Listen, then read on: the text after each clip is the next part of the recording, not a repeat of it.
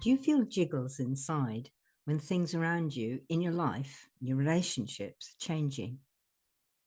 When you get them, do you write them off or do you actually take notice of them?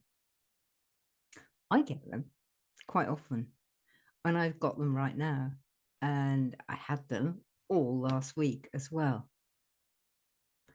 In fact, I had these particular jiggles since the turn of the year, and I couldn't see them very clearly, not at first. They were just a feeling. And then this week, talking with a friend, they came clear. And I birthed Shit Creek Survivors, the Shit Creek paddle store. And now I've got the jiggles again because it's out there. I'm out there. And that's scary. And it's scary because it's getting lots of good responses. So I think you can probably all understand that. Scary isn't always when things are going bad. Sometimes scary is when things seem to be going right. I am breathing a bit easier than I was, but it's still scary. And that's the thing. We all get these feelings. I'm sure you do. And we often get them when we know we need to do something. We know we need to change. And change is just so often scary. So if you're like me, you'll spend a bit of time procrastinating and looking away and not looking at what you're supposed to be looking at all. And you'll decide that the moon's in the wrong quarter. And you know all that, don't you? I'm a real expert at procrastinating, at least some of the time. And that's why I'm actually good at helping you with it, helping you to stop dragging your feet, stop postponing things, stop dawdling and shilly-shallying. Richard Bach, the Jonathan Livingston Seagull Man, if you remember that. If you don't, read his stuff. It's still worth it. Anyway, Richard Bach said, and that's all these years ago, he said, you teach best what you most need to learn. And by damn, that's true.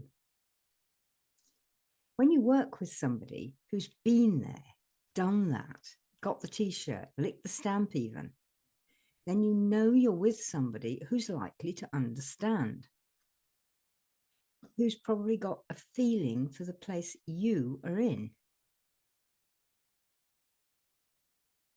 Finding one, that can be difficult.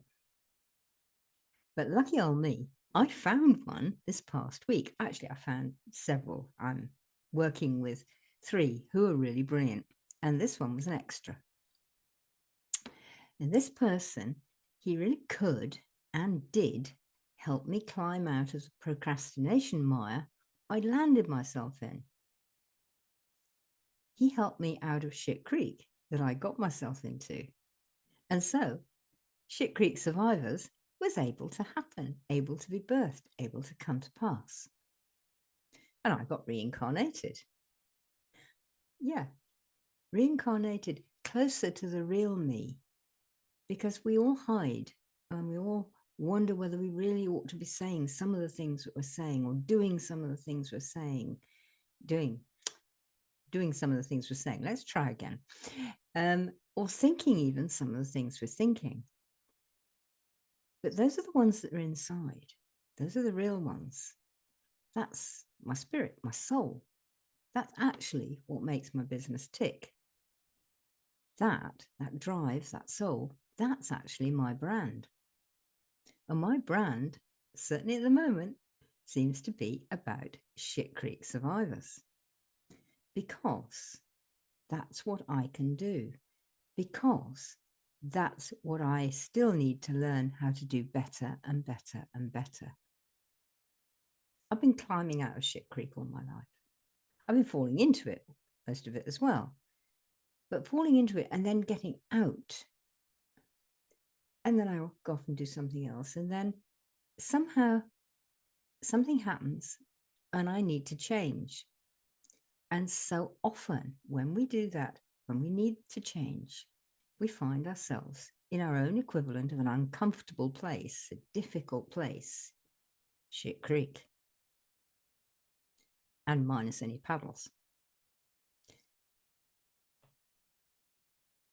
I've got out of there lots of times, often with a friend.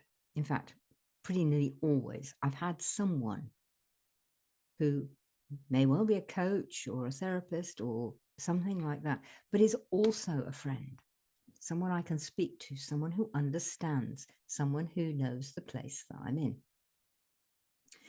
And that's really important.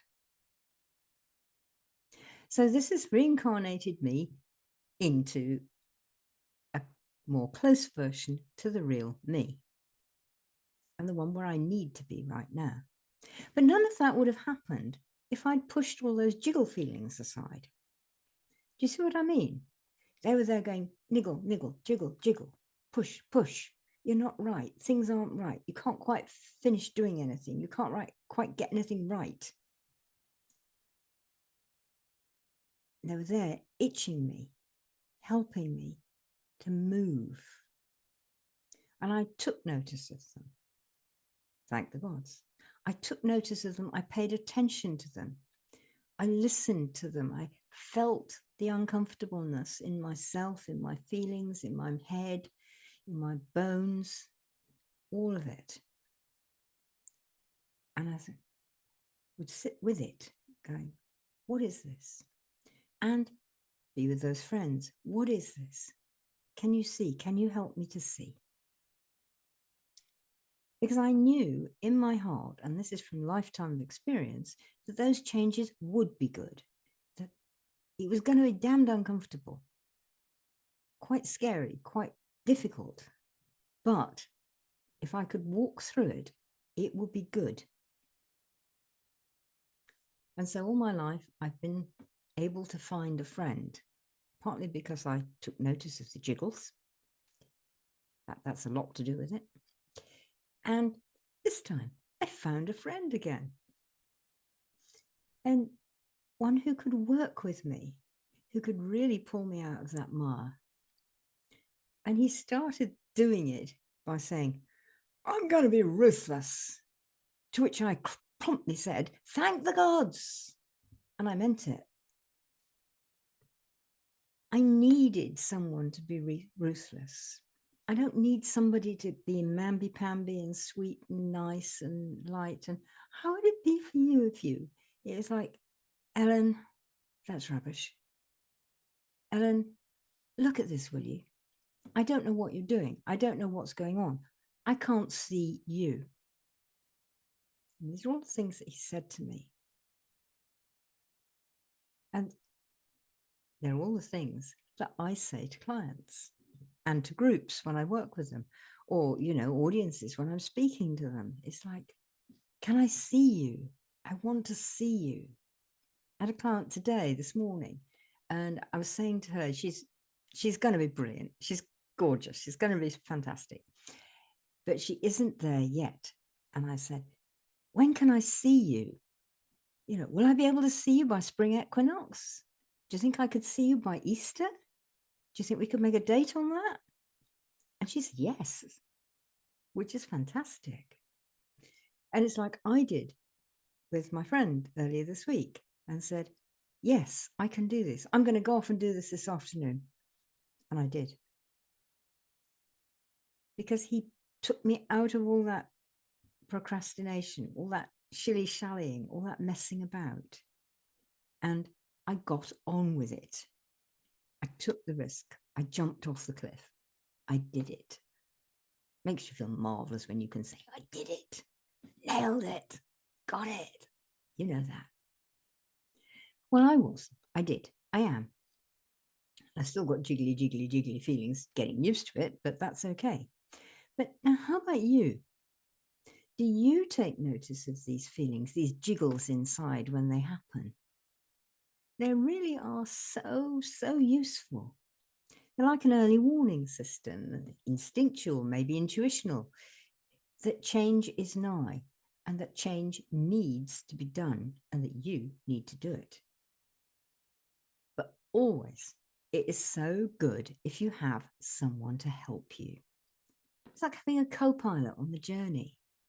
And for each of us, as this bloke was for me, someone's actually, in that sense, a bit more experienced. No, but he's able at the moment to say the things that he may not be able to do for himself, but he's able to say them for me. And I'm able to say them for the people who come to me and the groups and the audiences that I speak to. I'm able to say that.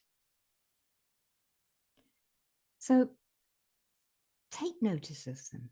When you feel uncomfortable, itchy, jiggly, things aren't right, take notice. Spend a bit of time with a cup of coffee or a cup of tea or whatever your brew is, and just, spend 10 minutes, 15 minutes. What's going on? What's going on inside? And really feel it. Feel it in your body. Feel it in your mind. Feel it in your emotions, in your heart. And feel it in your guts, in your instincts too. You may not be able to explain them. You won't be sounding logical or reasonable or any of those things.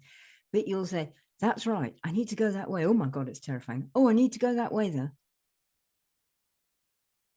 Do that. And then find someone you trust. Find someone who's been there before. Someone who's not going to judge you and they're not going to try and put you in a box. They're going to say, come on, then let's explore. Let's do this thing. Let's find out what's going on. They're not going to have expectations of you, but they're going to be absolutely bung full of expectancy for what you're going to do without needing to know what it is. So, if that rings bells for you, get in touch with me. Why not? Let's chat. On my website, www.ellensentier.com, there's on each page, there's give me a call. There's the link to my Calendly where you can book a call with me and we can start a chat. We can start to get going. So go there, do that thing, call me. Let's talk about how I can help you get unstuck, like everybody helps me get unstuck. So I'm passing the love. What's it? Share the love. Give it around. Share what you're doing. And that works. I'll help you. And then you can go on and help someone else. And it passes on and on and on. So give me a call. Let's talk about getting unstuck. Let's talk about getting out of shit creek. And I might even show you how to make your own paddle. Those are skills and tools for when you're in shit creek, how to decide whether or not you're going to go in again, and how to not go in again if you don't need to. There's no shame in being stuck. And there's no shame in finding yourself up shit creek. Everybody who's honest has been, and they know it. And there's masses up there to teach you, masses up there to learn from. What do they say? You grow the best vegetables like courgettes and marrows and even potatoes and beautiful flowers. And what does it make them grow? It's a muck heap. Shit Creek is full of super new growing medium, as they call it, to get the new you out.